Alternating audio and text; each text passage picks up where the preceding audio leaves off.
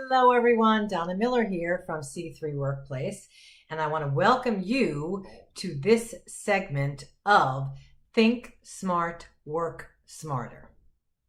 How many of you feel that you're working too many hours, that you're having trouble getting off the hamster wheel?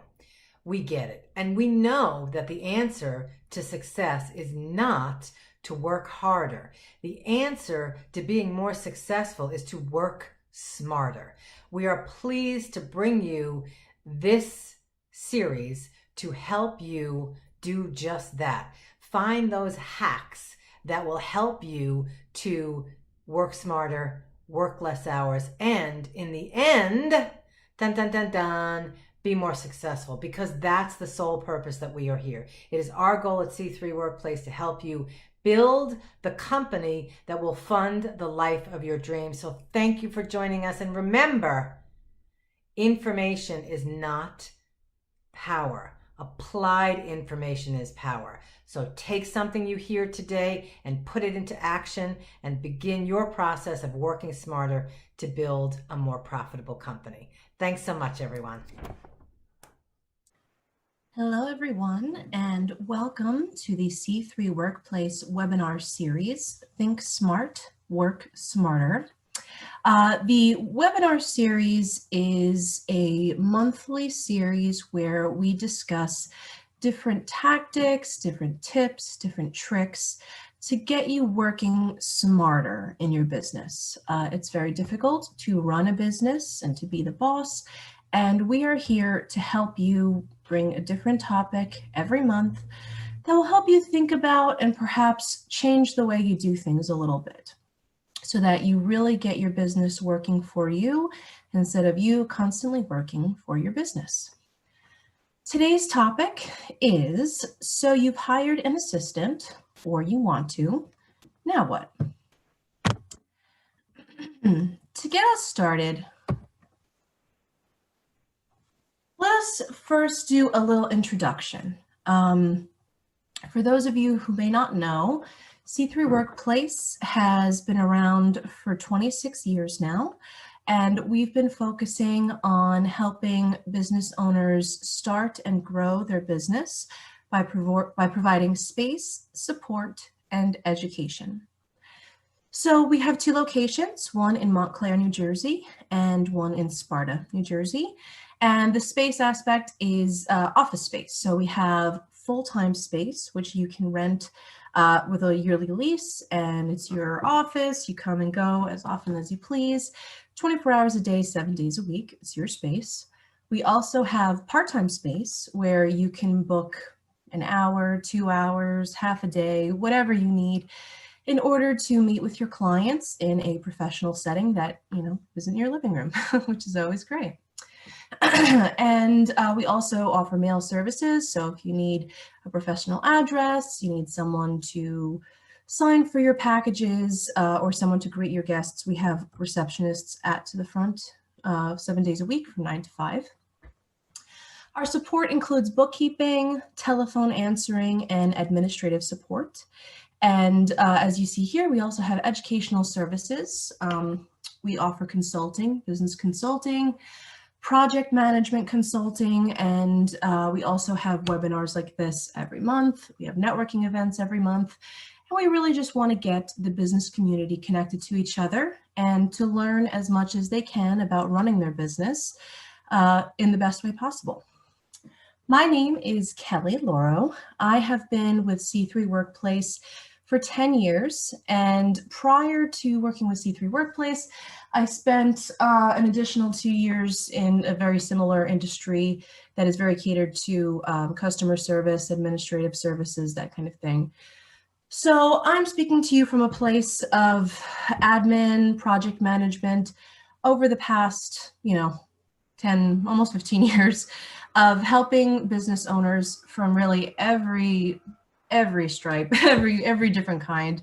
We have a really vast array of businesses in general that we work with. So we spend a lot of time speaking with people, figuring out their needs, and then presenting the best possible way for them to run their back end so that they can focus on what's really important for them as the business owners and making sure they have the time and the resources to do that. Once you become a business owner, it's easy to get wrapped up in the minutia of the day. It's very easy to lose lots of time doing busy work. And as a business owner, as someone who's either running a business, owning a business, or is in charge of a large group of people, you need to make sure that your time is being budgeted and that your skills are being adequately used for what your business needs the most. You can go a week and say, I've been so busy, I have worked all day from 8 to 7, and at the same time, you can still not really be getting the things done that you, as the business owner, need to be getting done, because there is a very big difference. There's busy work, and then there's the right kind of busy. And we find that a lot of business owners who come aren't really living in that second right type of busy just yet. They are really bogged down with administrative work, with the day-to-day, with things that they didn't even realize they needed to handle until they really started running a business. And it's nobody's fault. It's what happens. You don't realize what needs to be done on a day-to-day basis until you're sort of neck deep in it and you realize that things need to get done, or else the business doesn't work. So we're here to talk about that, talk about what we can do, how you can best find someone to help you with your needs, and to make the most of your time as the business owner and the boss. So the first thing we want to discuss really is finding the right person. Now, if you've already hired someone, this might not be as relevant, but it's still information that's good to have, because in this day and age, you don't always need to have someone on staff full-time. And at the same time, if you are outsourcing or using a virtual assistant or something of that sort, that always doesn't work either. It's really particular to your situation, to your business, to the kind of work that you need help with, the budget you're working with. There's a lot of different variables. So before you even hire, really, this is one of the things you should consider, is the kind of work that you need for your business.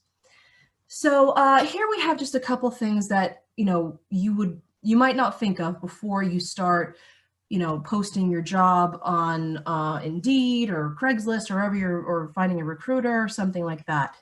And this is one of the things you should consider. So first off, there are big differences. First off, will you need to manage them? Now, if you're hiring a full-time staff or even part-time, staff for you and your business, you are solely responsible for them. So in that case, you need to make sure that once you hire them, you're prepared with tasks for them. You have to make sure that you're measuring their success rate. How are they working? How are they getting things done? Are you happy with their work? Do you get along with them? There's a lot of different variables included in terms of hiring someone to be on your staff full-time or even part-time. You are, for the most part, unless you have other people on your staff, you are their point person. You have to be available for them, especially in the onboarding, to answer any questions, to guide them, to share your expectations so they're not really left in the dark. And it's pretty labor intensive, and you want to make sure that you're prepared before they get on the team, that you're ready with what you need to know what you want from them, and you need to be able to articulate that to them. When you're outsourcing somebody, or you're outsourcing a virtual assistant, we say no, you don't need to manage them. You do need to make sure that you have your expectations clear, which would be something you discuss before you hire them. But in terms of the day-to-day, you don't have to manage them. You don't have to make sure that they're taking breaks, or that they're this or that. They're in their own business. They're in their own office. They're somewhere separate. They're on another staff. usually their salary is being paid by their boss. So those kinds of situations you don't need to be concerned with really. All you need to make sure is that the work is getting done timely, and that the budget is being met. That's really the big management item. You would just, and again, it's not really your responsibility. It is a responsibility of the assistant, the virtual assistant, to make sure that anything agreed upon before you started is happening. And for the most part, virtual assistants will do that. But when you have someone on your own staff, it's different. You're a little bit more in the trench with them. You're making sure things are happening at a pace you like. Whereas with outsourcing, a lot of that should just sort of come with the territory, and you should just be really focused on them getting your work done. And that's the main priority. And this also spills into the next one. Well, you need to work with your HR department for onboarding, provide overhead and benefits. And of course, if you're hiring someone to your staff, that answer is, of course, yes. There is a very big process with bringing someone on. And there's a lot of responsibility. You need to make sure, if they're full-time, are they getting, their PTO time? You have to let them know their vacation time, what's possible. If you don't have that set up yet, you have to create some kind of calendar so that if there's other people or if you're on vacation, you can't be taking it at the same time. There's whole HR companies that sort of cater to this kind of thing so that you don't have to handle it a lot. It's another thing you can outsource, but it's something to consider, that there is this sort of hidden, overhead that comes with hiring someone in your office that you need to be prepared for. And if you're not prepared yet, you got to think about it before you do it. When you're outsourcing to a VA, of course, you don't have to worry about any of this stuff. Like I said, they're already on another person's, payroll, they're part of another staff, or they're working on their own and they manage this stuff themselves. So you don't have to worry about sick days. You don't have to worry about their benefits or, PTO time, vacation time, that kind of thing.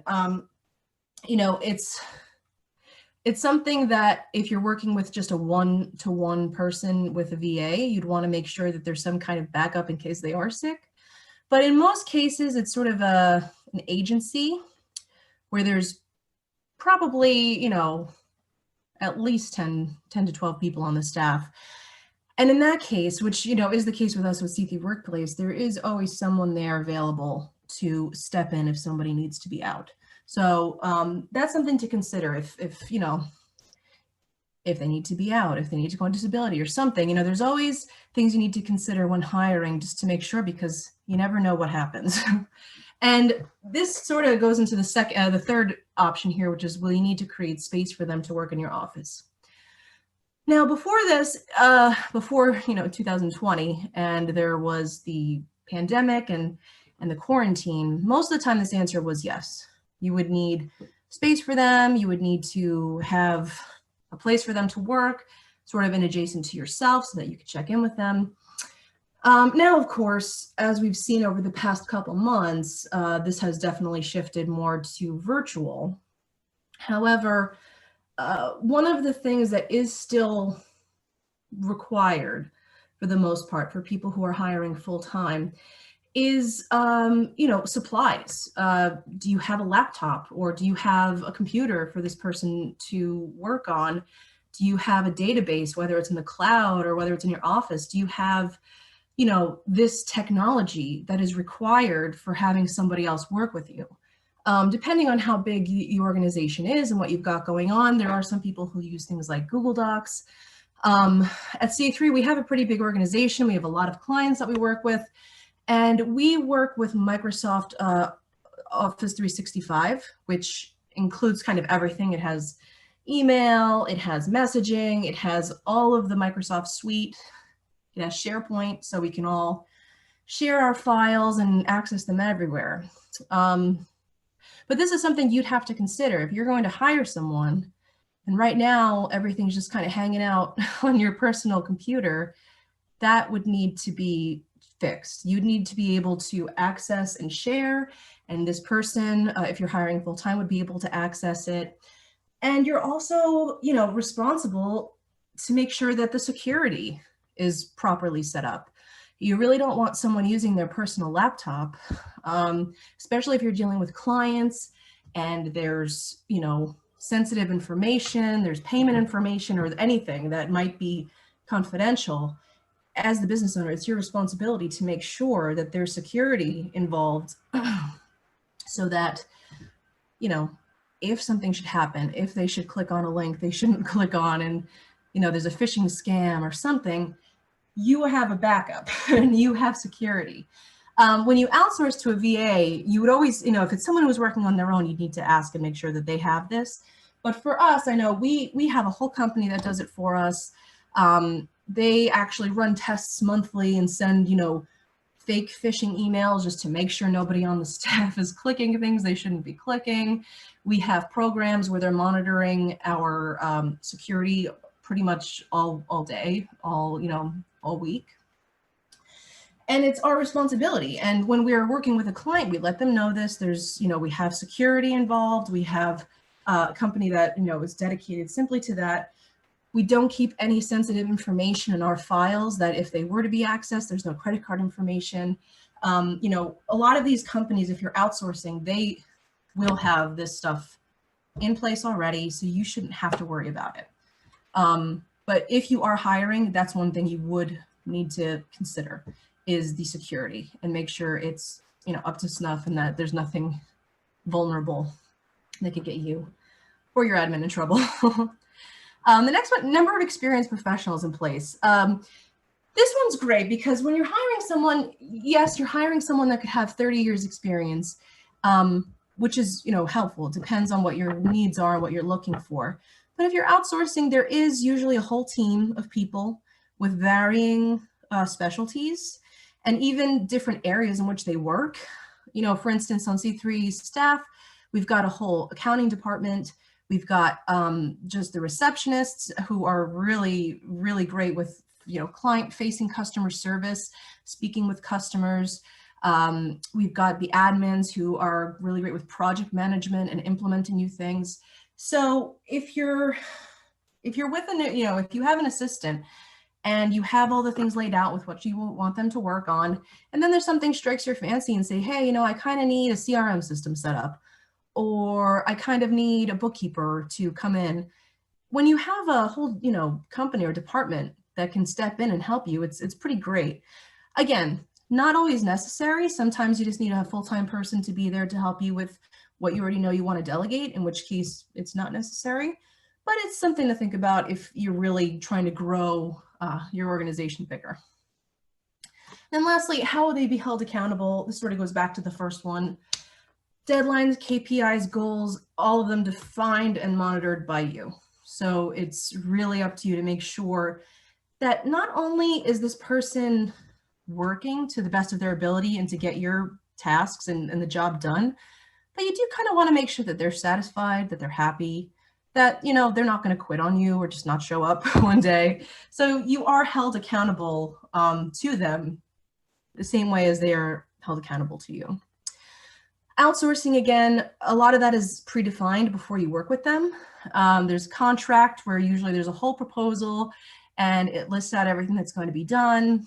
And, the results are what you need to expect. If you're not getting the results from that company, then you fire them. Same as if you'd fire a person, but it's really not so much your responsibility to make sure that the employees are satisfied, happy. They're doing a job, for you. You're their client.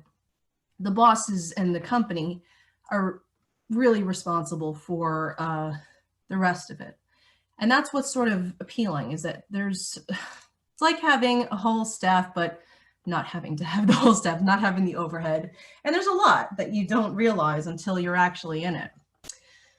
So once you've considered who or what kind of help you want, before you start, you want to start preparing yourself, because we've seen a lot of times people will hire, or they'll come to us, or they'll hire a full-time person, and then they kind of are like, I don't know what to give them.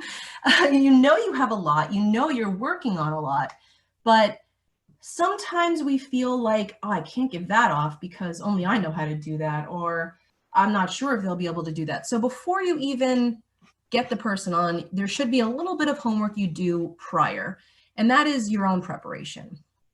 And the first thing you should really do is assess your own time.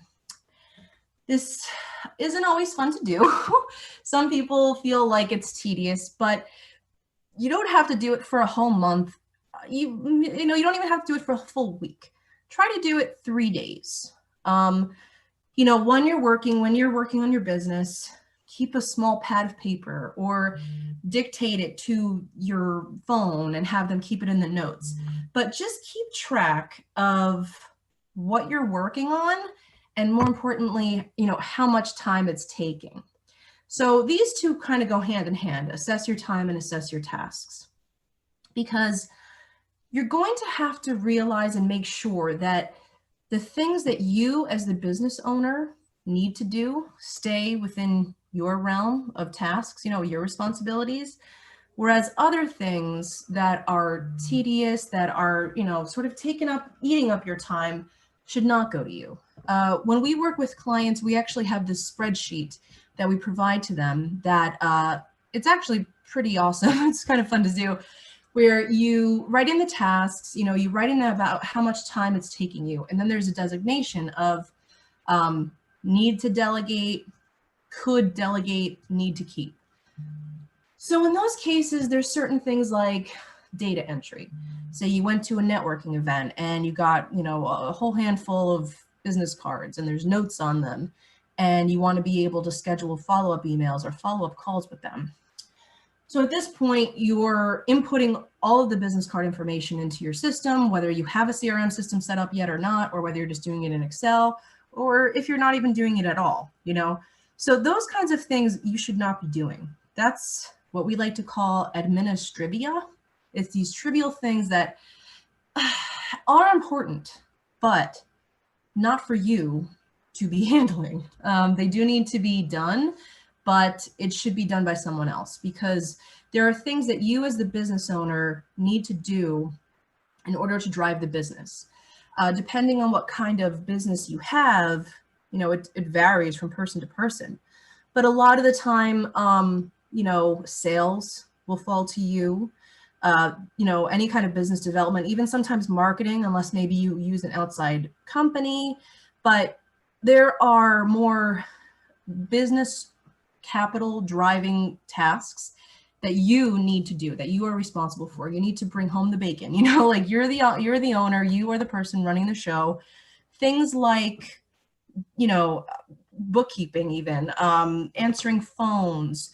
If you have people come to the office and you need to meet with them, or they need to fill out paperwork, things like that someone else can handle, that don't necessarily need to be you doing, unless it's something that you have to be there for. You shouldn't be doing it. So when you're assessing your time and your tasks, think about that. Think about, should I be doing this? And if the answer is right off the bat no, then that's the kind of thing you give off. If you're making phone calls, sales calls, that's the kind of thing you still should be doing. It's still, unless you're really expanding and you decide to hire a whole sales team. But for now, a lot of small business owners will keep that aspect to them. And that, really should be what they're working on, especially if you're just hiring your first admin or your first couple. Driving the business is a big one that you still should keep. And once you get someone on your staff, you want to make sure that there is clear communication, that there are clear expectations, and that, you were able to share your needs, but also allow the hire to help you with the way they help. A lot of people do have, decades of experience in this kind of thing. And sometimes it's nice to listen and see if they have an idea, or if they've done something, or if they've used software that might be helpful to you. So what you really want to really focus on, especially in the beginning, is communication. So when you're first starting with someone, you need to meet with them at least once a week, face to face, not just phone calls, not just emails. And if it's a full-time person in the office or with you, I guess, once we all eventually go back to the office, I would even venture to say once a day, even just in the morning, quick 15-minute check-in. Here's what I got for you. What questions do you have? Do you need help prioritizing? That kind of thing. You want to make sure that they know they can come to you with questions, that you can go to them with problems, and that there is just this open communication between the two of you, because that's the most important part of having an assistant.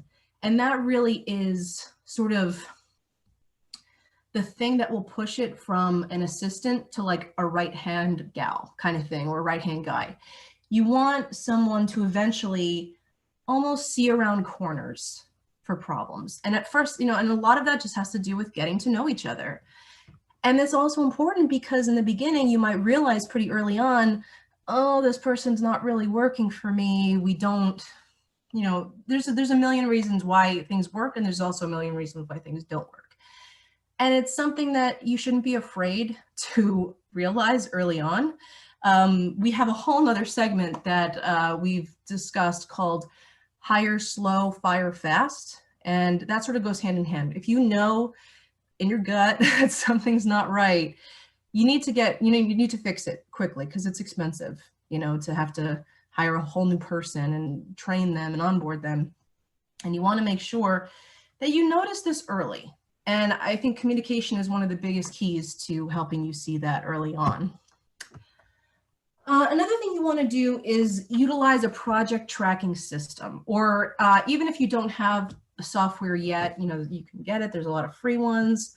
We use a project system called Asana. I know a lot of people use something called Basecamp. And what that is a place where you can write down or type in, you can make projects, categories, all these different things, but you put all of these tasks into the software, into this program, and you can both access it. You can add notes, you can add due dates, you can attach files, you can do a whole lot of fun stuff. And they can communicate through there as well. They can put messages, they can add stuff. And when things are done, there's that wonderful little checkbox, and it says, task finished. And then you'll get an email. You can control how much communication you receive. But it's another way to see how people work. And we don't want to promote micromanaging or, any kind of being a tyrant and you have to do it this way. But you do want to be aware of what they're doing and how they're doing it, especially if it's someone you're hiring full-time. You probably want to keep an eye on how much time they're spending on things, because then you can figure out whether it's a task that's necessary for them to do, or if it's a task that's necessary to do at all. Say if you need to do some research and you ask them to, research Northeast companies in this association or something. And if it's taking them like 10 hours when it should only take like 3, there's something you'd need to talk to them about and either find out like, how are they doing it? Why is there such a discrepancy? And sort of nip it in the bud before it gets out of control. Because again, a lot of hiring, being a boss, there's a lot of expectations on both sides, and you want to make sure that those are clear in the beginning and that it doesn't become a sleeper problem later on, that you say, oh my God, it's been taking forever to do this. How are you doing it? And then, 3 months down the road, you realize that there's a whole system of things they were doing that were unnecessary. So having a place to go, a tracking system of some sort, even if you just do it in an Excel sheet, just somewhere, so that you can keep track of the kind of work they're doing and what they're doing, and they can check in. You can see their to-do list. Are they overwhelmed? Do they not have enough work? This is the kind of thing that will help you eventually, as you see in the next couple of slides, of something called managing by absence. This kind of tracking system will help you with that, where you don't have to always be on them. We really don't ever condone micromanaging. It's not good for anybody. And being able to just have like the central place to go is helpful for everybody. And then finally, with the communication, you want to welcome feedback. Eventually what you want is, like I said, in an ideal world, this assistant will be an extension of you. And You want to be able to give them tasks and give them projects that you either A, don't want to do, or B, you shouldn't be doing because you need to be focusing on other things. And one of the things that, as the boss, you need to recognize and realize is that sometimes people aren't forthright. That people, preferably people should be forward with things that aren't working. But that's not always the case. So you should always present an open environment and ask them. Say, oh, I've been tracking all my contacts in Excel, for the past 3 years. This is how you do it. Are you aware of any other system that you think might help? Have you ever worked with any other systems that might make this faster?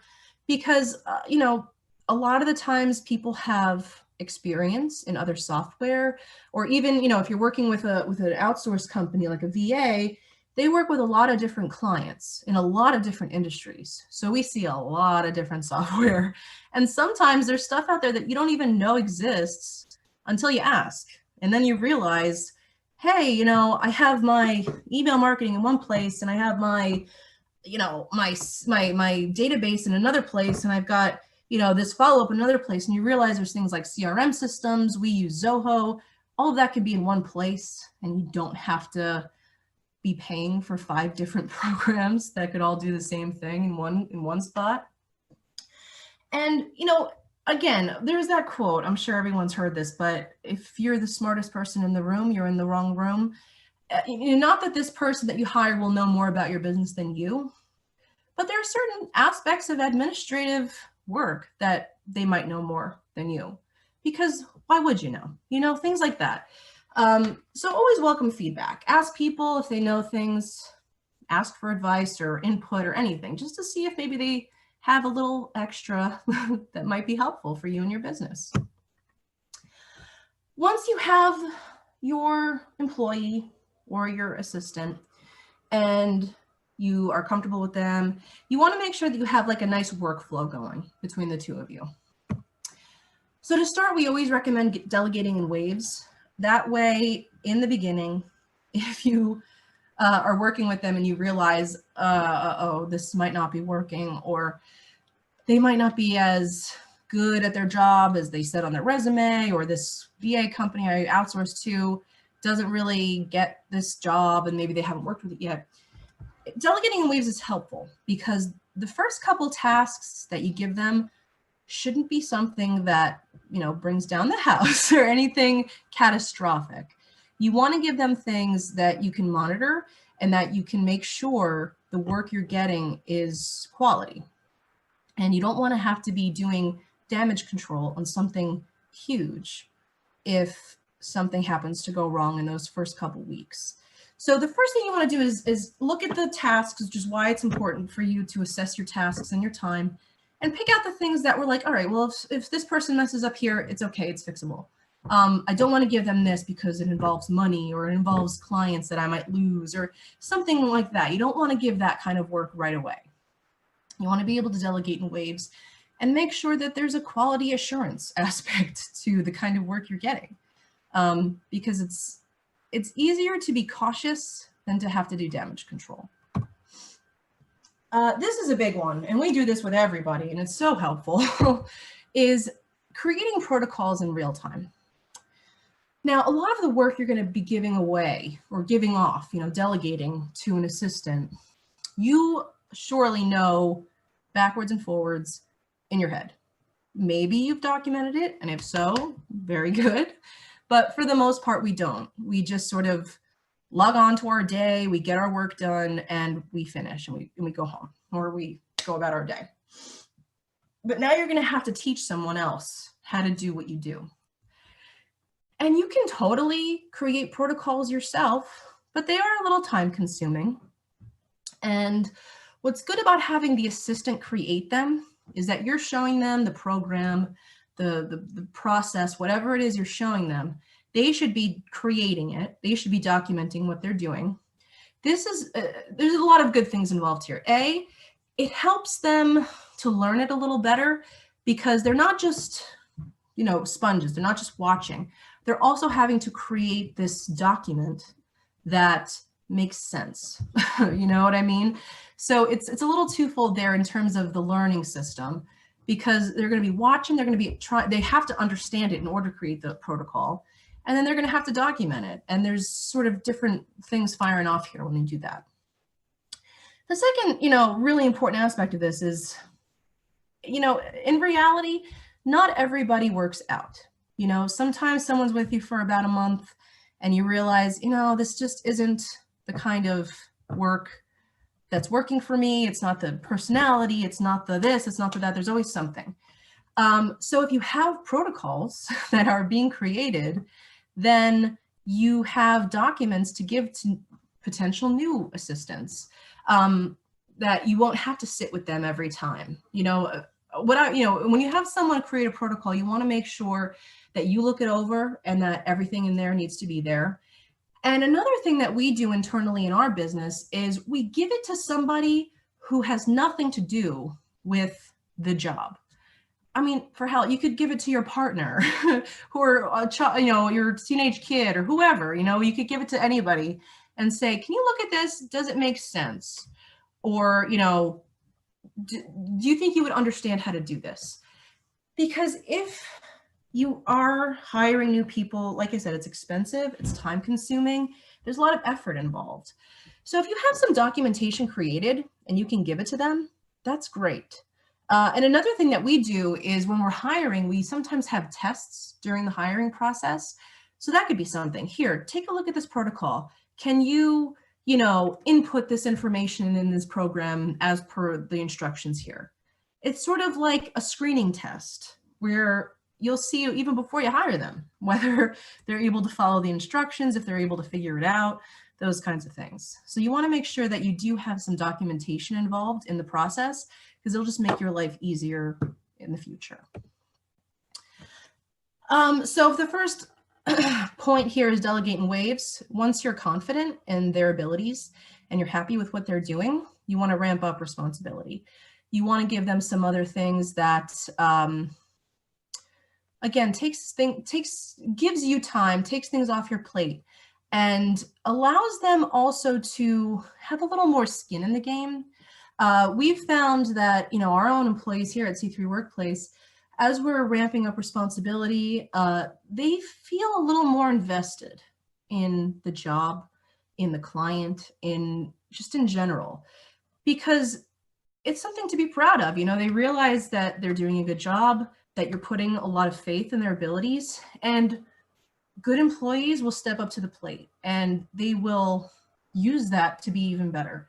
So once you're confident and oh, this is great, I love this relationship, let's keep going, give them more. Even give them things if you feel like, they can handle something a little different than what they're doing.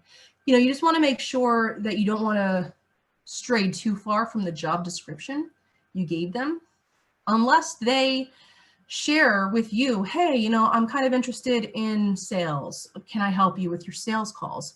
Then, hell yeah. If you're really happy, if you're really trusting this person, then why not? If there's other things that you feel and they feel they can take on, that's the time to ramp up responsibility. And again, the ideal is sort of this extension of yourself, this person who is able to see around corners, or the term we call managing up. You want to be able to create opportunities for this person to not just make your life easier by taking on the workload that you're not able to do anymore, but you want them to make your business better. You want them to, research new programs, new softwares, new strategic partners, like whatever might help you. You want to be able to have a person with you that can do the work you might not have even been thinking about.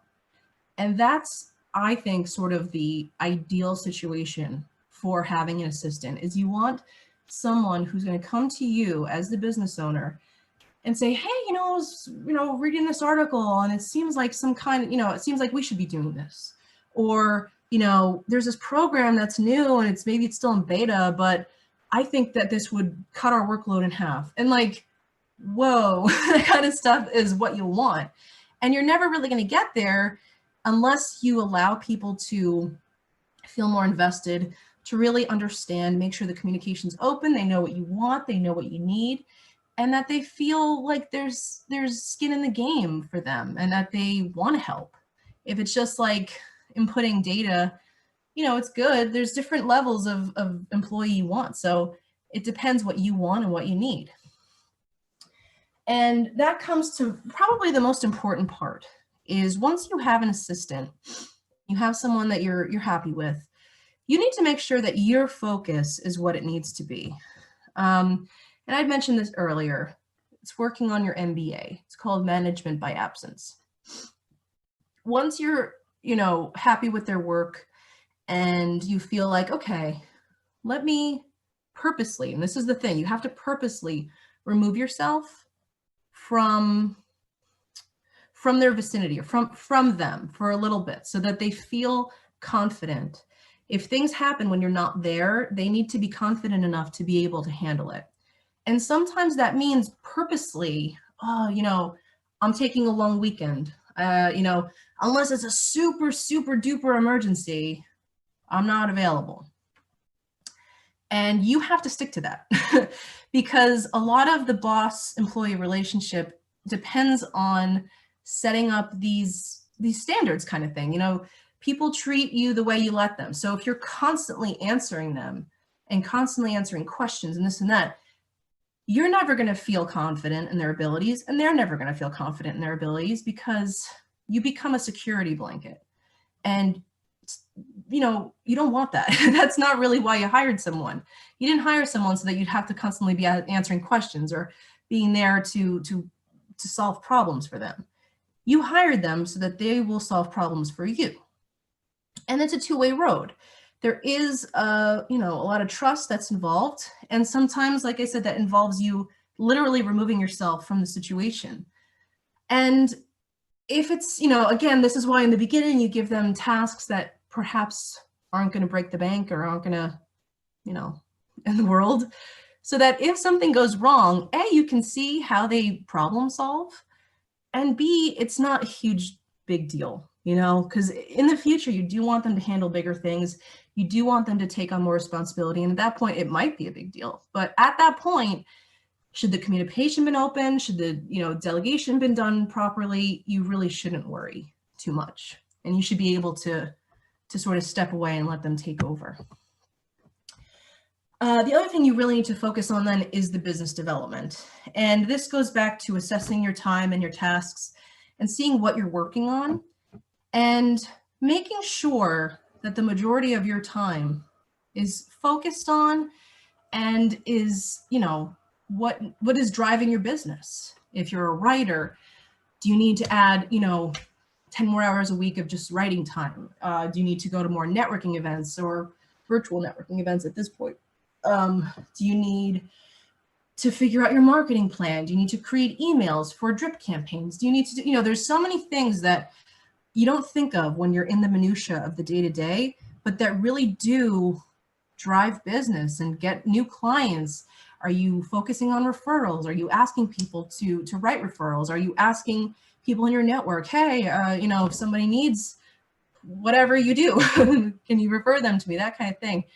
Whatever makes sense for your business, that needs to be your new focus. Because when you have help, when you have an assistant, it gives you time to build.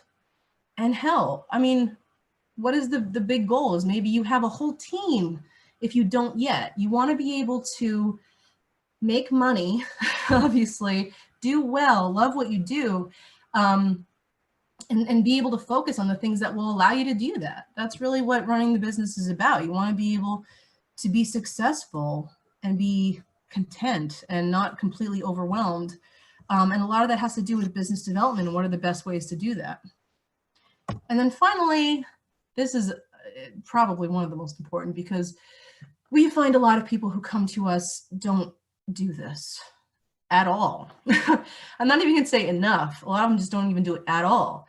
And that leads to severe burnout if you don't take time for yourself.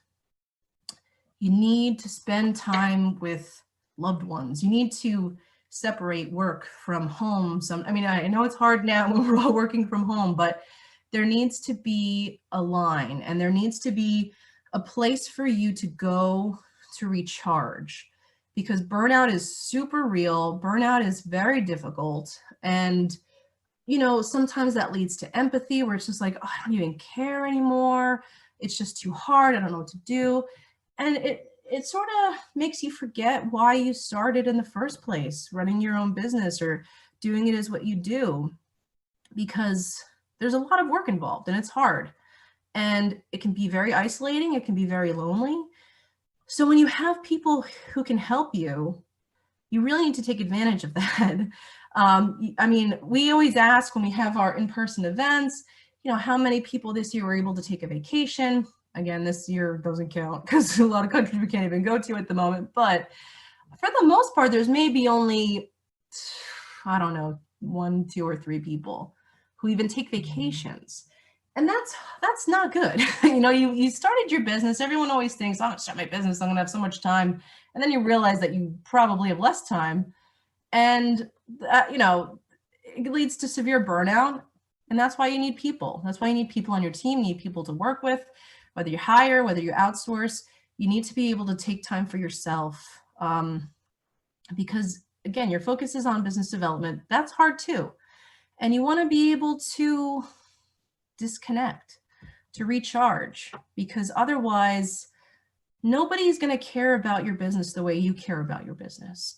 And if you're getting so burnt out and so overwhelmed that you're starting to not care about it anymore, or just feeling like, oh, it'd just be easier if I just worked for someone else, or whatever it is, that's a big red flag. And you need to make sure that you take care of yourself, because you're doing what you're doing for a very important reason. You are good at what you do, and you can make a difference with what you do. And you want to make sure that you're able to do it.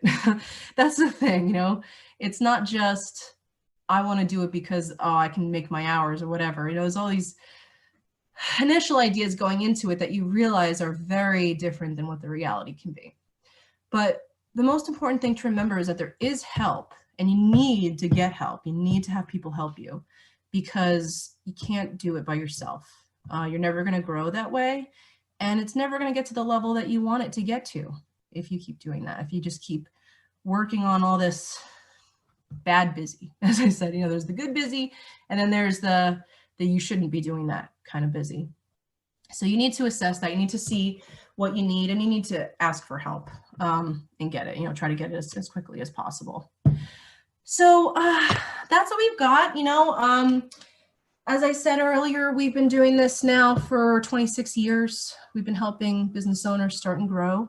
And that's sort of our mission. That's what we do. That's what we continue to do, and hope we do for another 26 years, whether it's space, support, education. Make sure you take care of you. Make sure you take care of your business. And the best way to do that is to ask for help.